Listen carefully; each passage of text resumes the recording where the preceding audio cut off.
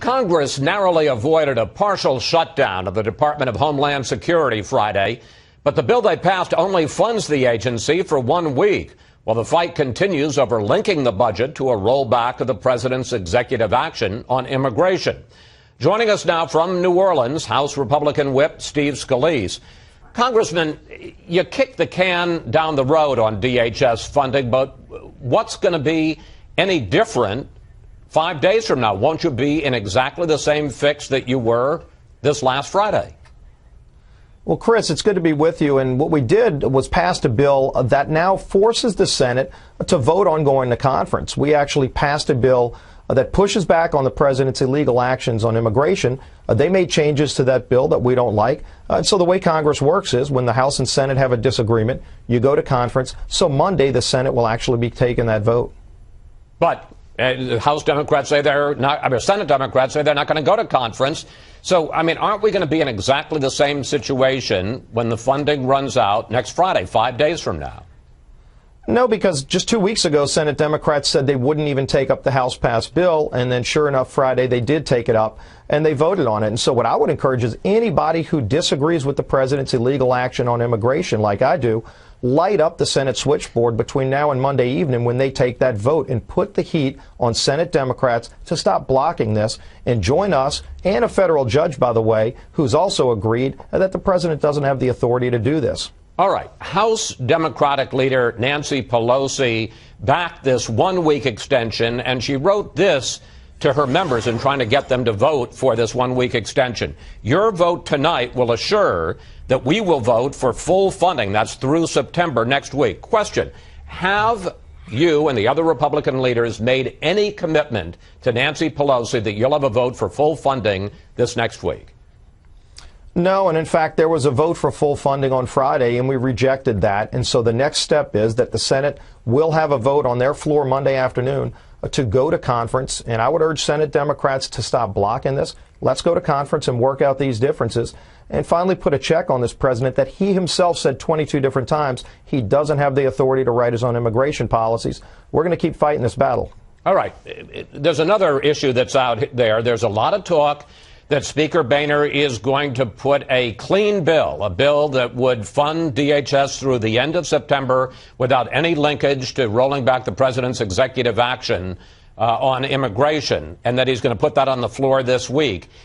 If he does that, will he lose his job? Well, Chris, there is no such deal, and there's no such bill. Like I said, Friday there was a bill on the House floor to pass a clean funding bill, and we rejected that because we said we're fighting the president on what he's done illegally on immigration, and we want to continue this battle and go to a conference committee. So we voted to go to conference instead of that clean bill. And now the Senate is forced again to take a vote on Monday whether or not to go to conference. And I would urge them to do it. I would urge Senate Democrats to stop blocking our actions, to stand with the courts, stand with the Constitution, and let's go and enforce the rule of law. There's a lot of talk that the so-called Freedom Caucus, it's about 50 of the more hard-line, more conservative Republican members, are talking about going after John Boehner's job as Speaker. How seriously do you take that talk about a revolt? Well, Chris, we had this vote just a few weeks ago, and that vote's over. We're moving forward with our agenda to get the country back on track. You're talking about the vote to make him Speaker. That's correct, yes. And obviously he's Speaker. He's going forward. And he's working hard to get our agenda moved through the House. And we've already seen some good action. We've moved the Keystone Pipeline bill. The president vetoed it, but he's finally had bills like that on his desk. We've also passed other bills to get our economy moving again.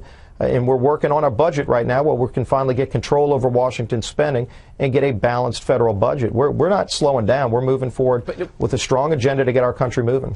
Forgive me, Congressman, and I understand it's your role to put the best face on things, but people are talking about what happened on Friday night as a humiliating defeat for the House Republican leadership. You wanted a 3-week extension, and 52 members of the House Republican caucus, 52 of your own members, ended up voting against your own measure that the leadership put out. And let me talk about your responsibility, because you are the Tea Party favorite, if you will, who joined the leadership with the assurance that you were going to be able to bring more conservative members to back the leadership. You're also, as the House Whip, the person who's supposed to count the votes. What happened? Well, Chris, our goal last week was to pass a bill that funds the department while also continuing the fight with the president, which meant the next step was, after the Senate had taken language out of our bill that we had passed that pushes back on the president's actions, we wanted to go to conference. We didn't want to accept sir, what the Senate did. Me. So we've done that, Chris. I understand all that, but you put up a bill for a 3-week extension, and you were defeated basically by your own caucus, 52 Republicans. What happened?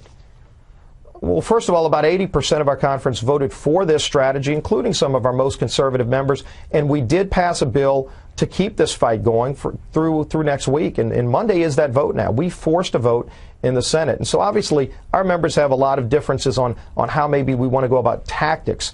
But our goal is the same. Our goal is to fight this president's illegal actions on immigration, and we're now in a position to force the Senate to go to a conference committee, which was what we wanted to do all along last week when they rejected our language. You haven't forced them to go to conference. They're going to vote on it. They're going to defeat it. And then, forgive me, and then you're going to be back in exactly the same situation. Well, I wouldn't presume that because, again, 2 weeks ago, the Senate Democrats said they weren't even going to take up our bill, Chris. And sure enough, on Friday, they were forced to take up our bill. And so now they might say whatever they want to do, but there's going to be a vote. And that's why I say it's important for people that agree with us that the president doesn't have this ability to put illegal immigration laws in place executively. They need to light up the Senate switchboard and make those Senate Democrats feel the heat who have been standing with the president on his illegal actions. All right, let me change subjects on you. Israeli Prime Minister Netanyahu, accepting an invitation from Speaker Boehner, is going to address Congress, a joint session speech on Tuesday morning, and he's going to talk about how terrible he thinks the deal is that the U.S. and the West is now negotiating with Iran. Let's play this out. He asks Congress to impose more sanctions. The talks break down. Iran begins to ramp up its nuclear program. What happens then? Are you prepared to take this country to war, to attack Iran's nuclear program? Well, first, Chris, I welcome Prime Minister Netanyahu. I think it's going to be a critically important speech that not only people throughout America are going to be watching, I think people all throughout the world are going to be watching this because they understand how important this threat is of a nuclear-armed Iran. And so while the Prime Minister has serious concerns about these negotiations, I share those concerns. And frankly, we saw the sanctions working well, so well that Iran came to the table. Unfortunately, the president removed those sanctions. No, sir, that's not true. Equal agreement that Iran has to stop their nuclear program. He did not remove. They relaxed some of the sanctions, but most of the sanctions are still in place. And the question I have for you is, but they took some of that pressure off. We want to increase that pressure. But if the talks break down, are you prepared? It's a pretty straightforward question. Are you prepared to vote to take this country to war against Iran? I'm prepared to continue doing what we need to do to stop Iran from getting a nuclear weapon. There's strong bipartisan support in Congress for increased sanctions against Iran. What about war? I think you've heard that. I think what we need to do is keep the sanctions going. The sanctions were working. You want to prevent war, you talk tough, but you also have to back it up with actions.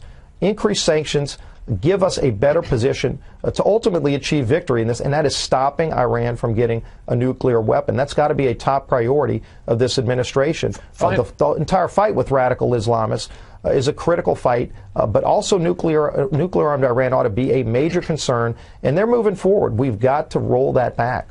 Finally, Congressman, we haven't talked since the story came out that excuse me, back in 2002, you spoke to a group that was founded by David Duke, the former Klan leader. You say that was a mistake that you regret. And my question is, since that came out in December, have you made an effort to mend fences, especially with the African-American members of the House? Sure, Chris, and I've made it very clear that I reject bigotry of all forms.